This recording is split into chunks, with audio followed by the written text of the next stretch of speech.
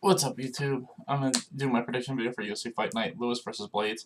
I made this video earlier, but it was too long. There's just so many fights on this card.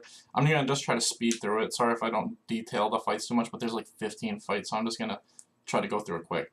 The first fight is Sergey Spekov versus Jared Verera, and to me, I think this is striker versus grappler. I think Jared's a good striker. I think Spekov's the better grappler. I think Jared has some grappling, but I think Spekov's just too good on the ground. I think he gets it there and wins by sub. Next is Armin Zahabi versus Darko Rodriguez. Rodriguez missed weight by a lot. Both these guys are primarily grapplers. I wouldn't be surprised if Rodriguez is able to pull this off just because of the big weight miss. He missed weight by like 5 or 6 pounds, and when the two guys are grappling, that's a lot. I'm leaning towards Zahabi. I think he's the better grappler, but the weight miss could lean this in Rodriguez's favor just because, like I said, if he's heavier, that'll help him out. But I'm going to lean towards Zahabi. Next is Chad Skelly versus Jamal Emmers. To me, I think that Jamal's probably a little bit better in terms of the striking. In terms of the overall grappling, I think Skelly's a little bit better. This is another one where I feel like Jamal has good enough wrestling where he could keep him on the feet, but I think Skelly's also got good enough wrestling to where he could just pin him against the fence or on the ground. I think this could go either way. I think if it's on the feet, Jamal wins. If it's on the ground, Skelly wins, and I'm leaning slightly towards Skelly to win by decision or submission. Next is Shannon Dobson versus Casey O'Neill. I think that this is basically two strikers. It's really tough because Casey looks like a solid up-and-comer. Shanna, I feel like if she pins her against the fence, can knock her out. I'm going to lean towards Casey. I think she dances around her and wins by decision. Next is Nate Landwehr versus Julian Erosa. I think these guys are both really good strikers. I think that Julian just needs to keep his hands up. As long as he keeps his fucking hands up, you know what I mean? Most of his fights are really close, and then he starts to drop his hands when he gets too into it, and he gets knocked out. As long as he doesn't do that, I think he can win this fight, especially if he can take it to the ground. If it's on the ground, Julian has a big advantage. He's the much better submission guy. So I'm leaning towards Julian to win by decision or submission. Next is Eddie Wineland versus John Costanza.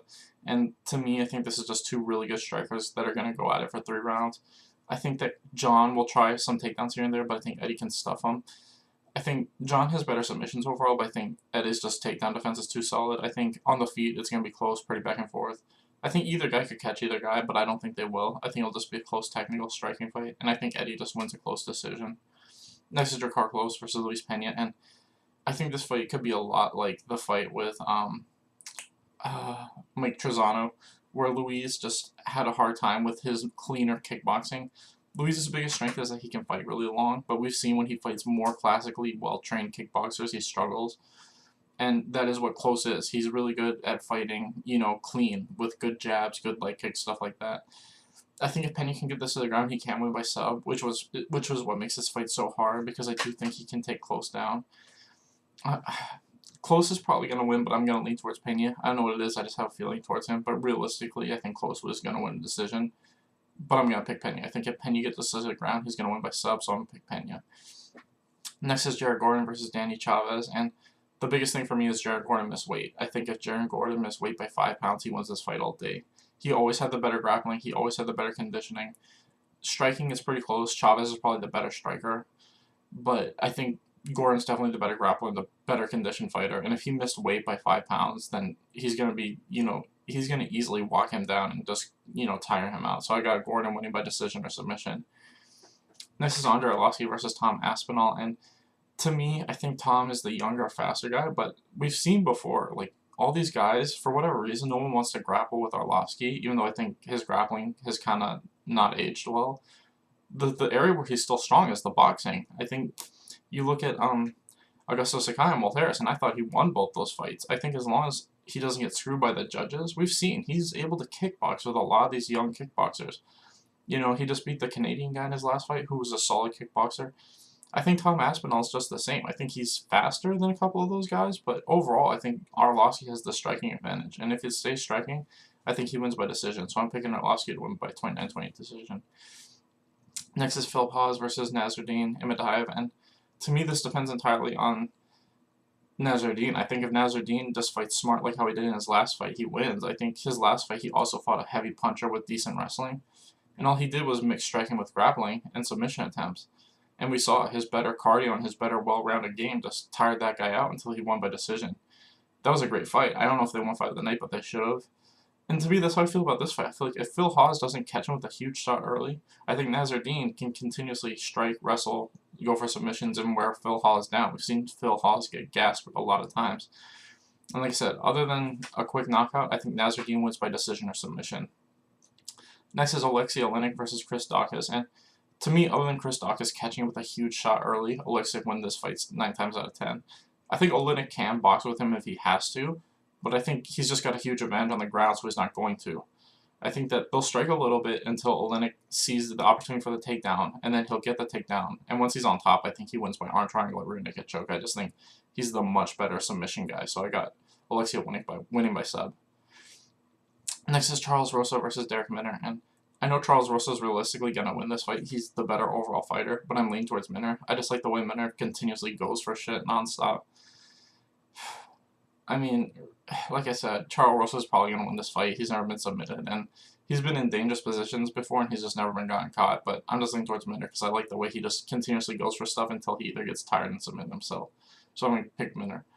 Next is Katlyn Vieira versus Yana Kunitskaya, and Vieira missed weight by 3 pounds. She weighed in 38, and to me, I don't know why people are so high on Vieira. I think she's kind of like got a lot of the same problems that the people from her team have, which is they tend to gas really hard the longer fights go. I think Yana has a huge advantage on the cardio. I think Vieira is the better overall striker and probably the better grappler, but I think Yana, in terms of like the clinch and the volume, I think she's way better. I think if Yana can turn this into like a fight against the fence and just make it really dirty, I think she can win a 29-28 decision. So I know it's a slight upset, or it might be a big upset actually. I think Vieira's a big favorite, but I just see Yana making this a dirty clinch fight against the fence, and I think she wins a 29-20 decision. Finally, we got Curtis Blaydes versus Derek Lewis, and I want Derek Lewis to win really bad. I really want him to catch Blaydes right off the bat and knock him out. But we all know what's going to happen. Like, Blaydes is going to take him down over and over again and TKO him eventually. We've seen Derek Lewis fight these fights over and over again. Like, sometimes he wins, he gets lucky, like when he fought Tabora and he conned with a big shot, but that fight against Tabora, he was getting his ass kicked. You know what I mean? He was getting out-grappled for 2.5 rounds.